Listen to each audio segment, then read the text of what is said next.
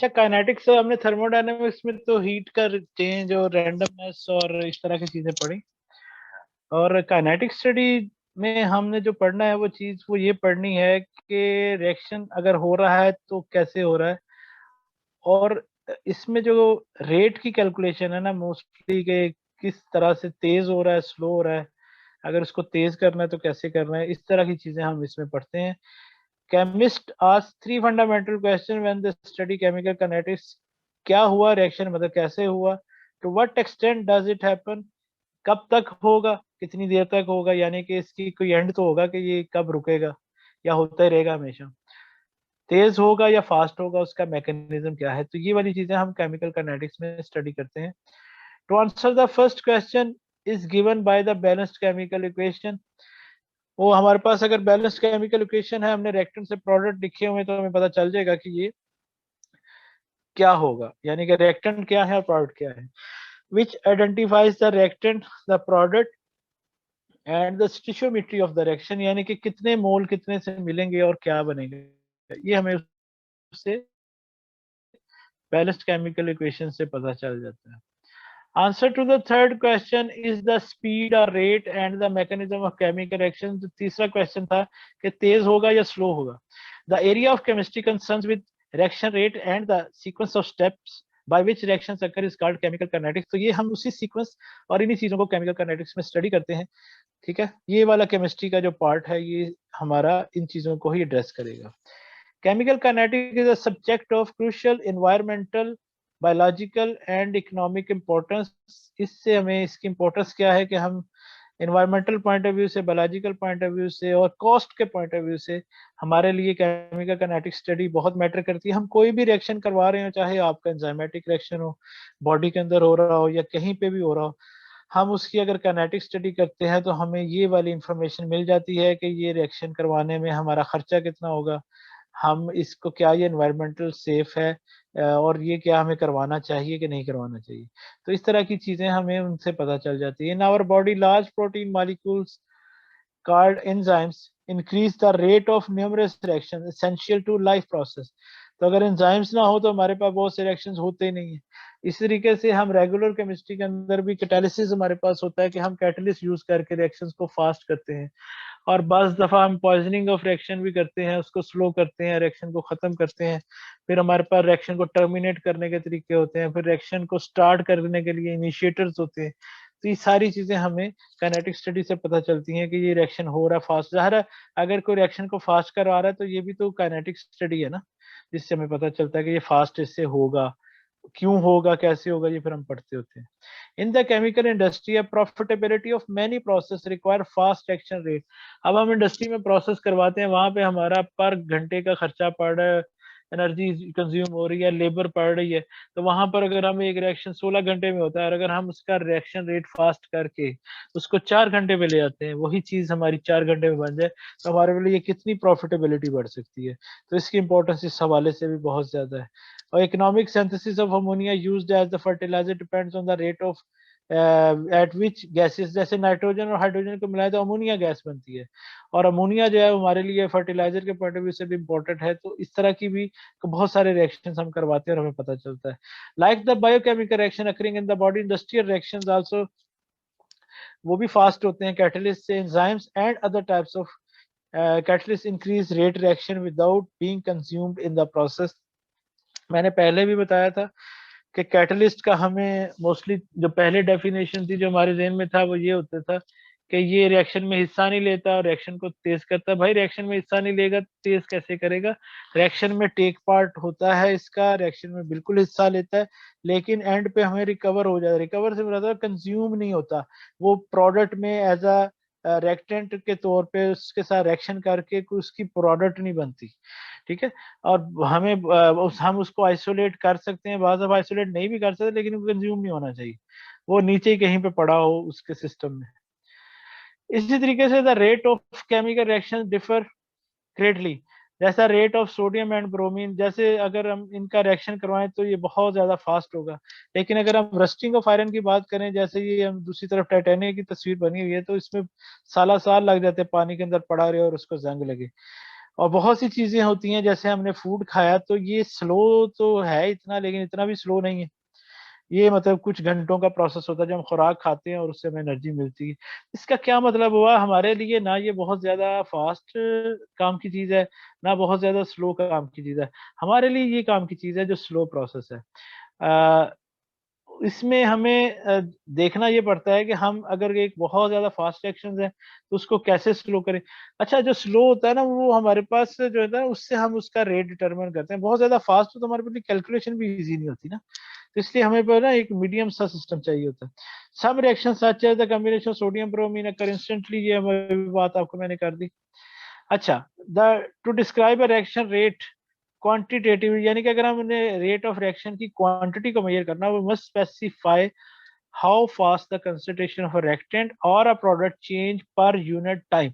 Rate का जब लफ्ज आता है ना, तो उससे मुराद है पर यूनिट टाइम। ये आपने फिजिक्स में भी पढ़ा होगा, ये सारी चीजें रेट की जो कैलकुलेशंस हैं ये टाइम के हिसाब से हैं, कि 1 मिनट में, 1 घंटे में, 1 दिन में, कितनी ज्यादा, 1 साल में। ठीक है, कोई भी टाइम फ्रेम आप डिजाइन करते हैं उसके हिसाब से आप उस सिस्टम को कैलकुलेट कर सकते हैं उसकी यानी कि इस अगर इक्वेशन में अगर आप देखें तो इसमें क्या कह रहा है कि रेट चेंज इन कंसंट्रेशन और पर यूनिट टाइम, कि कितने टाइम में वो उसने कंज्यूम किया।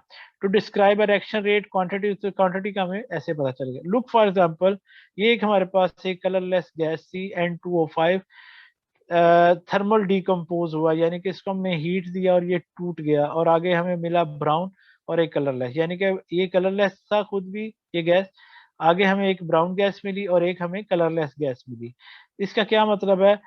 For example, at the thermal decomposer gaseous dinitrogen pentoxide to give the brown gas nitrogen dioxide, a common air pollutant and a molecular oxygen. अब ये एयर पोल्यूटेंट है और ये नहीं है, ठीक है, ऑक्सीजन तो अच्छी चीज होती है। तो इसका डिकम्पोजिशन हुआ डाई नाइट्रोजन पेंटॉक्साइड का, तो हमें ब्राउन कलर की गैस मिली जो कि एक एनवायरमेंटल पोल्यूशन है, और एक कलरलेस गैस मिली ऑक्सीजन जो कि एनवायरमेंटल फ्रेंडली है। Change in the concentration as a function of time can be determined by measuring the increase in pressure। अब आप एक चीज यहाँ पे गौर करें तो हमारे पास रिएक्टेंट में थे 2 मोल और प्रोडक्ट में हमारे पास मिले 5 मोल। 4 मोल नाइट्रोजन डाइऑक्साइड के और 1 मोल इसका, यानी कि अगर इसके 2 मोल बर्न हो तो आगे हमें 5 मोल मिलेंगे। अगर हम 1 मोल के ऊपर चले जाएं तो समझे हमें 2.5 मोल मिलेंगे एवरेज।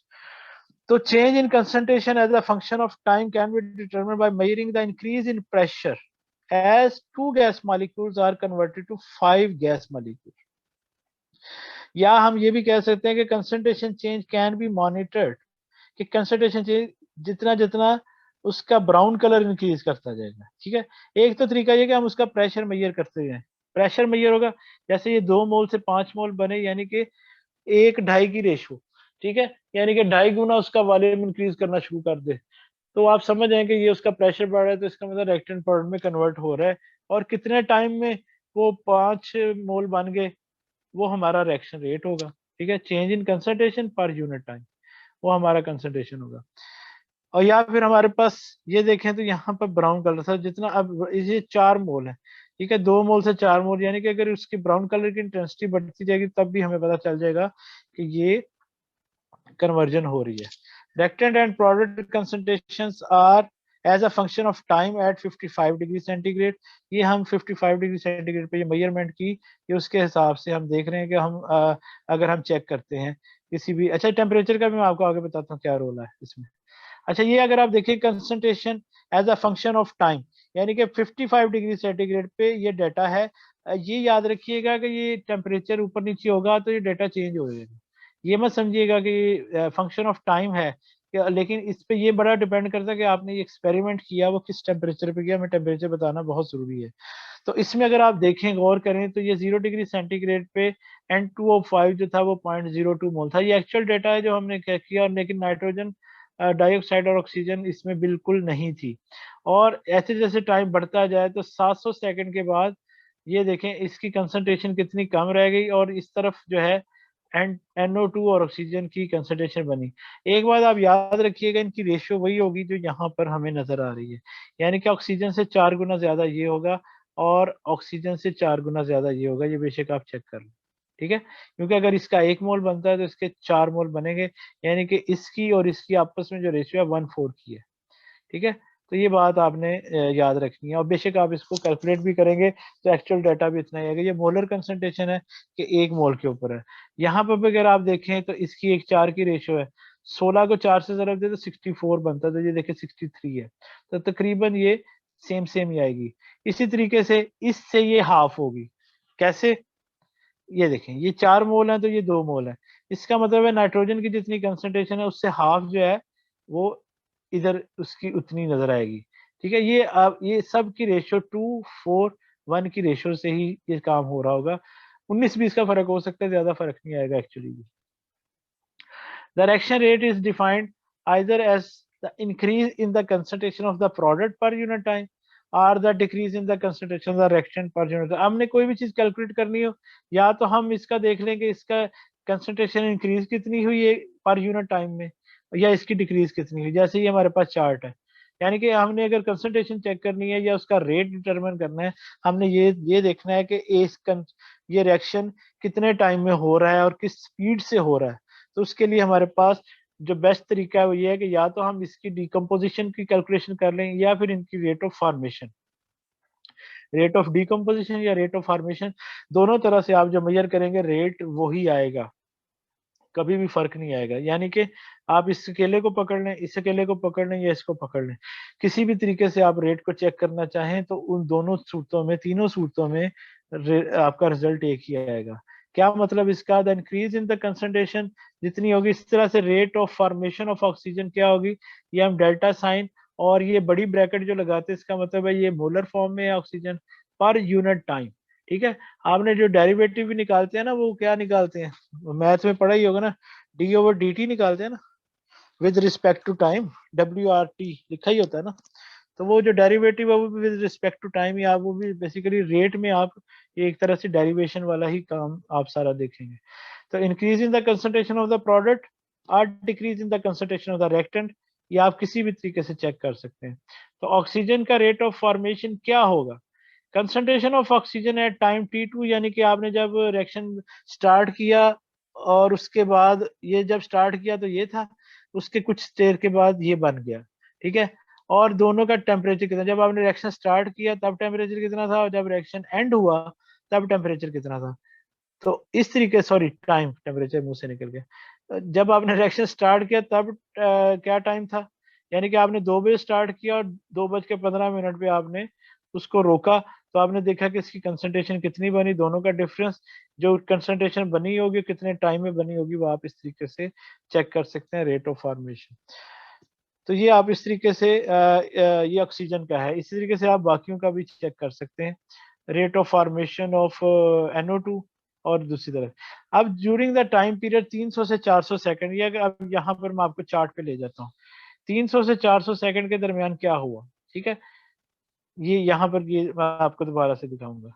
यहाँ पर अगर आप देखें तो जो कंसंट्रेशन ऑक्सीजन की थी जब 300 सेकंड पे, 300 सेकंड पे ऑक्सीजन की कंसंट्रेशन थी 0.0040, उसके बाद 0.0049 बन गई, तो 0.0049 बन गई और पहले थी 0.0040, और टेम्परेचर कितना था 400 से 300 से 400 सेकंड। टेम्परेचर मुंह से निकल रहा है, मेरे तबीयत सही नहीं है इसलिए अल्फाज ऊपर नीचे हो रहे हैं, टेंशन नहीं लेनी।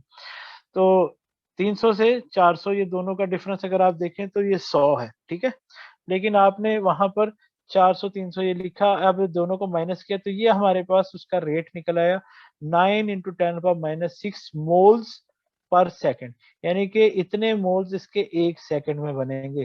तो ये हम इसका रेट डिटरमिन हो गया, यानी कि हमें पता चल गया ये किस स्पीड से ऑक्सीजन बन रही है, समझ गए, यानी कि 1 सेकंड में कितनी ऑक्सीजन बन रही है, ये रेट ऑफ रिएक्शन कहलाएगा।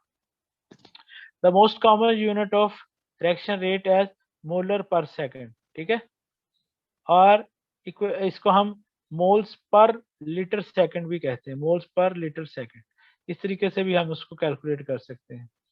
अब मोल क्या होता है जो आपने पढ़ा है, मोल्स जो नंबर ऑफ मोल्स डिसॉल्व पर लीटर ऑफ द सॉल्यूशन होता है ना, तो लिक्विड में फिर हम इस तरीके से उसको मोलर मोलर कंसंट्रेशन भी हम निकाल लेते हैं। और मोलर कंसंट्रेशन आपको पता है नंबर ऑफ मोल्स डिसॉल्व पर लीटर या ये एम कैपिटल एम लिख दें या नंबर ऑफ मोल्स डिसॉल्व पर लीटर लिख दें, एक ही बात है। यानी कि एम का मतलब ही मोल्स पर लीटर ही होता है। ये आपने देखा, आपको ये पता है, या आपने प्रैक्टिकल में भी ये मुझसे सीखा हुआ है। इसी तरीके से we define reaction rate in terms of concentration, यानी कि ये है मोलर में, और अगर कंसंट्रेशन में निकालना तो मोल्स पर लीटर में भी आप निकाल सकते हैं। ये मैंने बात आपको लिख दी। अब ये अगर ग्राफ अगर आप देखें गौर से, अब ये ऊपर थोड़ा सा कट रहा है, ऊपर वाली लाइन नजर आ रही है? मैं इसको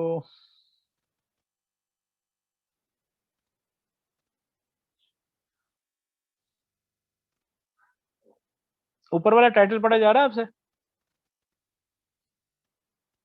जी सर। अच्छा, मुझसे नहीं पढ़ा जा रहा, एक मिनट।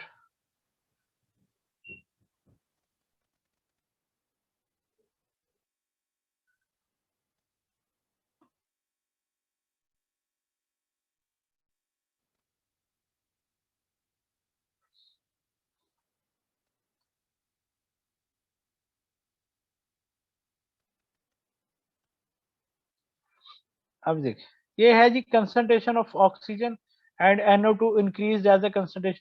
ये जो अभी हमने पीछे ये वाला ग्राफ देखा ना, इसी को सॉरी ये टेबल था, इसको हमने अब ग्राफ में इसमें कन्वर्ट कर दिया। इसमें आप देखें ये 3 लाइनें आपको नजर आ रही हैं। ये वाली जो नीचे वाली लाइन है ये ऑक्सीजन ही है, rate of formation of oxygen, यानी कि ऑक्सीजन पर सेकंड कैसे बन रहा है। दूसरा है rate of formation of NO2, और ये आपको मैंने बताया कि इससे 4 गुना ज्यादा, इक्वेशन में भी हमने देखा, और हमारे पास इक्वेशन भी इस तरीके से बनी थी। इक्वेशन भी दोबारा से माफ, यानी कि ऑक्सीजन से ये 4 गुना ज्यादा बनेगा और ये इससे हाफ बनेगा। इसमें भी अगर आप देखें, और ये है N2O5 का रेट ऑफ डीकम्पोजिशन, कि किस तरीके से ये डीकम्पोज हो रहा है। तो इसको हमने ग्राफिकली रिप्रेजेंट कर दिया। तो यहाँ पर हम किसी भी जगह पे अगर आप स्लोप निकालते हैं तो वो स्लोप से हम उसका रेट निकाल सकते हैं। The average rate of formation of NO2 during the time period 300 से, अच्छा इस पे हमने वो किया था, अभी हमने निकाला ये वाला ऑक्सीजन का, ये निकला 9 × 10⁻⁻6 मोल्स पर सेकेंड। इसी तरीके से हमने NO2 का निकाला, ठीक है, कि वो कितना बना, वो 3.7 × 10⁻⁻5 मोल्स पर सेकेंड, ठीक है। इसी तरीके से rate of decomposition of N2O5 निकाला, वो बना 1.9 × 10⁻⁻5 मोल्स पर सेकेंड, और ये माइनस में आ जाएगा क्योंकि ये रेट ऑफ डीकम्पोज हो रहा है, ठीक है। As oxygen and NO2 forms, N2O5 disappear, consequently ये उसका जो रेट ऑफ डीकम्पोजिशन है वो नेगेटिव में आएगा, क्योंकि ये आहिस्ता आहिस्ता से डाउन हो रहा है, ये with the negative slope of the hypotenuse triangle define. ये मैं आपको बताता हूँ यहाँ से, क्या आप इसको अगर आप देखें तो इसका वो उलट हो जाएगा, ठीक है। जब आप इसका ये कोई भी ट्राइंगल होती है, आपको पता, आप उसकी स्लोप कैसे निकालते हैं, ये उसकी हाइट होती है, ये 90 का एंगल होता है, और ये उसका जो होता है ये परपेंडिकुलर, ये क्या होता है उसका, उसको कहते हैं स्लोप निकालने के लिए, मेरे जहन से नाम निकल गया, और मैथ पढ़ा आप लोगों ने इसको हम कहते हैं उसका, किसी को भी नहीं याद होना, मैथ भुला छड़िया तुसी भी सर तो क्या मैं भी। पूछ रहे हैं? एक तो ट्राइंगल में जो एक परपेंडिकुलर होता है, दूसरा ये नीचे वाला क्या होता है, बेस। बेस, हाँ, और ये क्या होता है, हाइपोटेन्यूज। हाँ बस ये 3 थे, ये मुझे बेस माइंड से निकल गया था। तो अगर आपने ये वैल्यू निकालनी हो तो आपको पता है ये इसको परपेंडिकुलर और बेस को डिवाइड करके निकालते हैं, ठीक है ना, ऐसे निकालते हैं ना। तो स्लोप भी जो उसका जी क्या सर, उसका नाम टेंजेंट है, का फॉर्मूला है। हाँ जी बिल्कुल। और जो हमारे पास वो है ये जो हम निकालते हैं रेट, वो भी तो यही है। ये क्या है, कंसंट्रेशन, ये ऊपर को, ये है कंसंट्रेशन का ग्राफ, यानी कि कंसंट्रेशन ऊपर को बढ़ रही है, और इस तरफ है हमारे पास टाइम, यानी कि जो परपेंडिकुलर पे जो क्वांटिटी है वो है हमारे पास टाइम। कंसंट्रेशन, और जो बेस पे क्वांटिटी है वो है हमारे पास टाइम। तो परपेंडिकुलर ओवर बेस, यही तो हमारा रेट का फार्मूला है। तो अगर हमने रेट निकालना हो किसी ग्राफ से, स्लोप से, तो हम इसकी स्लोप निकालते हैं, तो वो उस तरह से हम उसकी परपेंडिकुलर और बेस दोनों वैल्यूज इस तरह से किसी भी एक खास पॉइंट पे, बेशक हम यहाँ पर इतना मेजर कर लें इतना मेजर कर लें, हमें ये दोनों का जो डिफरेंस मिलेगा वो हर दफा हमें एक जैसा ही मिलेगा। क्योंकि जो रेट डिटर्मिनिंग स्टेप पे आप किसी भी जगह पे रेट को डिटरमिन करने हैं, तो उस जगह पे इसका फॉर एग्जाम्पल ये टाइम इंटरवल भी हम कम कर देते हैं, 100 सेकंड की बजाय 50 कर देते हैं, तो ये भी उस हवाले से उतना ही छोटा हो जाएगा। यानी कि ये रेशो जो है वो सेम ही रहेगी किसी भी पॉइंट पे, आप इसको ऐसे कैलकुलेट कर लें। लेकिन आप देखें इसी तरीके से ये आप कैलकुलेट कर रहे हैं, ये भी आपको उसी तरीके से, यानी कि इसका डीकम्पोजिशन का ग्राफ एक टाइम आएगा कि ये बिल्कुल जीरो हो जाएगी। यानी कि अगर आप ये देखें तो हमने 800 सेकंड तक देखा N2O5 की जो कंसंट्रेशन थी 0.02 से कम होती होती 0.01 से भी नीचे आ गई, लेकिन जीरो नहीं हुई। अब जैसे ये और आगे जाती जाएगी तो एक स्टेप पे जाके ये जीरो हो जाएगी। ठीक है, ये हमने बेसिकली उसको ग्राफ में दिखाने की कोशिश की है। इसी तरीके से अगर हम उसका कैलकुलेशन स्लोप से भी निकालें तो ये हमारे पास जो फाइनली बनता है वो ये बनता है कि रेट ऑफ फॉर्मेशन जो ऑफ ऑक्सीजन है वो rate of formation of N2O5 से 1/4 होगा। यानी कि मैंने बताया ना 1/4 की, ये मॉलिक्यूलर रेशियो भी यही है। इस तरह से रेट ऑफ डीकम्पोजिशन है वो N2O5 का वो हाफ है, तो ये रेशियो भी इनकी तकरीबन वही रहेगी। अब इससे एक चीज हमने एम्बिग्युइटी को खत्म करने के लिए एक और चीज को देखा, वो हमने देखा कि इनके मॉलिक्यूल्स भी हमने साथ लिख लिए। हमने मतलब ये ए बी सी डी, ये ए और बी रिएक्टेंट है, सी और डी प्रोडक्ट है, और ये इनके मोलर कंसंट्रेशन है कि ये कितने मोल है, ये कितने मोल है, ये कितने मोल है। तो जनरल एक रेट ऑफ रिएक्शन हमने जो बनाया वो फिर हम इस तरह बनाया -1/2, यानी कि हमने रिएक्टेंट का लिखना होगा तो माइनस में लिखेंगे क्योंकि ये डीकम्पोज हो रहा है। -1/A delta A over delta T, यानी कि with respect to time change in concentration of the reactant, और उसको आपने डिवाइड कर देना है उसके नंबर ऑफ मोल्स के साथ। इसी तरीके से बी का रेट ऑफ डीकम्पोजिशन भी आपने उसके नंबर ऑफ मोल्स के साथ डिवाइड कर देना है। सी और डी चूंकि फॉर्मेशन हो रही है इसलिए इनका साइन पॉजिटिव है। ठीक है, तो ये इस तरीके से फिर हमने एक जनरल फार्मूला डिजाइन कर लिया। तो इसी तरीके से अगर हम रेट्रो जो N2O5 का रेट उसका देखना चाहें डीकम्पोजिशन या इसके रिएक्शन को ओवरऑल, तो ये -1/2 ये हमने बना लिया, और ये हमने प्रैक्टिकली प्रूव किया इस ग्राफ से भी। ठीक है, और ये जो टेबल बना है इस टेबल, बेसिकली ये टेबल है, टेबल से ही हमने ये ग्राफ बनाया। इसकी बेस पे हमें प्रैक्टिकली पता चला कि ये जो फार्मूला जर्नल फार्मूला जो है ना ये बिल्कुल परफेक्ट है। ठीक है, ये इस तरीके से बनेगा।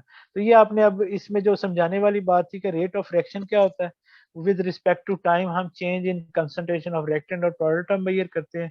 किसी खास पॉइंट पे हम स्लोप निकाल के उसकी हम उस चीज को मेजरमेंट कर सकते हैं। Chemist want to know the rate of reaction at a specific time rather than the time rate average over a time interval delta T. हमें खास टाइम पे पता चलना चाहिए कि इस टाइम पे क्या है। For example what is the rate of formation of NO2 at the time 350 degree 350 second. तो if we make our measurements at shorter and shorter time intervals, that triangle defined by जो हमारी triangle बनेगी वो उतनी ही ज्यादा छोटी होती जाएगी, and the slope of hypotenuse of the triangle will approach the slope of the tangent to the curve।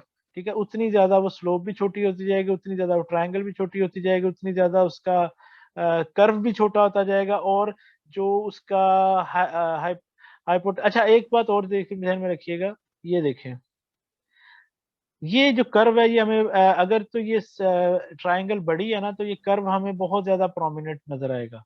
यानी कि हम इसको स्ट्रेट लाइन नहीं कह सकते इसको हाइपोटेनस को।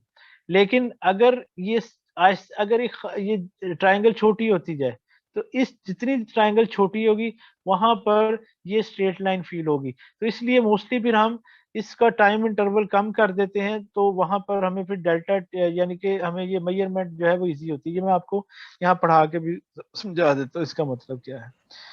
If we make our measures as shorter and shorter time, जैसे मैंने आपको पहले बताया था एक हमारे पास सर्कल होता है बहुत बड़ा, लेकिन अगर हम ये जमीन है, जैसे ये जमीन अगर हम खला से देखेंगे तो हमें नजर आएगी कि ये बहुत गोल है। लेकिन अब आप अपने घर में बैठे हैं, आपको अपना घर तो गोल नहीं नजर आएगा ना, आपको नजर आएगा कि हमारा फर्श जो है वो बिल्कुल सीधा है। उसकी रीजन क्या है कि आपने एक स्मॉल पोर्शन को कंसिडर किया। जैसे जैसे आप उसके पोर्शन को बड़ा जो हमारे पास ग्राफ बनता है उसमें जो कर्व होती है, वो अगर आप ज्यादा उसको देखेंगे तो वो आपको कर्वी फील होगा, लेकिन अगर खास छोटे छोटे पॉइंट्स को अगर आप जमा करते जाएंगे तो उस खास जगह पे आपको वो कर्व फील नहीं होगी, बल्कि वो आपको स्ट्रेट लाइन ही फील होगी।